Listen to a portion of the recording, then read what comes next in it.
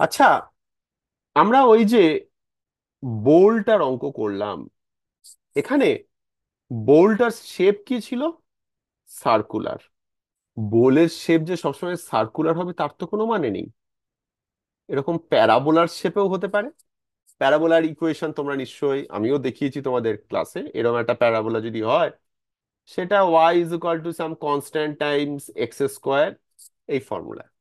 বোলটা যদি এরকম প্যারাবোলা টাইপের হতো, আর আমি যদি বলে দিতাম যে একটা সার্টেন পোর্শন, একটা সার্টেন জায়গায় আছে, যেটা সেন্টার থেকে একটা অ্যাঙ্গেল থিটা করে আছে, করে ঘুরছে, সেক্ষেত্রে তফাৎটা কি হতো ফ্রি বডি ডায়াগ্রামে? ফ্রি বডি ডায়াগ্রামের যে তফাৎটা হতো, সেই তফাৎটা হচ্ছে নর্মাল রিয়াকশনটা তখন আর সেন্টার দিয়ে পাস করতো না। নর্মাল রিয়াকশন এমন একটা দিকে হতো, সেই দিকটা তোমায় বার করতে হতো। ফ্রিকশনাল ফোর্স অবভিয়াসলি ট্যানজেনশিয়ালি কাজ করবে, কিন্তু সেই অ্যাঙ্গেলটা কি করে পাবে? এই থিটা অ্যাঙ্গেলের সঙ্গে এই অ্যাঙ্গেলগুলো কিন্তু তখন রিলেট করাটা অনেক বেশি ডিফিকাল্ট। ডাইরেক্টলি রিলেট তখন করা যাবে না। কিভাবে করবে?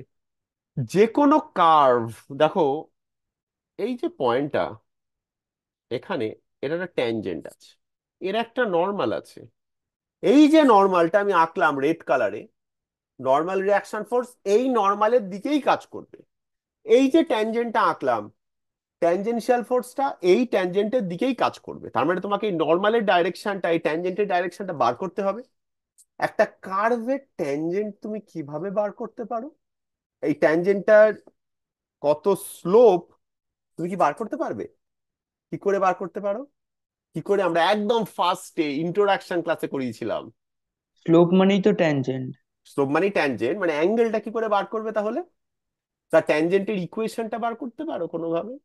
আমি এই কার্ভটার যদি ইকুয়েশনটা জানি, স্লোপটা কি ডিওয়াই ডিএক্স, আমি যদি ইকুয়েশনটাকে ডিওয়াই ডিএক্স করে দিই, আমি কি পাবো? টুয়াইস কে এক্স।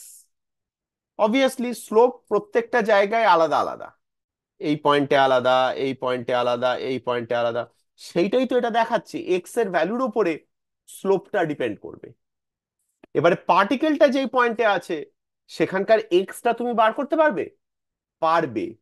এই থিটা থেকে তোমাকে হয়তো এই লেন্থটা বলে দেবে কতটা দূরে আছে, ধরো এল লেন্থে আছে। আর এই থিটা থেকে তুমি এর কোঅর্ডিনেট এক্সটা পেয়ে যাবে। এক্সটা হয়ে যাচ্ছে এল sine theta minus L sine theta. সেই মাইনাস এল সাইন থিটা এখানে বসালে তুমি ডিওয়াই ডিএক্সটা পেয়ে গেলে। এবার ডিওয়াই ডিএক্সটা কি? ডিওয়াই ডিএক্সটা হচ্ছে এইটা, এই লাইনটার স্লোপ, মানে এটাকে থিটা না বলে এটা ফাই বলা উচিত। টেন ফাই হচ্ছে মাইনাস টুয়াইস এল কে সাইন থিটা। এখান থেকে তুমি এই ফাই অ্যাঙ্গেলটা পেয়ে যাবে। ফাই অ্যাঙ্গেলটা পেয়ে গেলে তারপর তুমি জিওমেট্রি লাগিয়ে নর্মালের ডাইরেকশনও পেয়ে যাবে।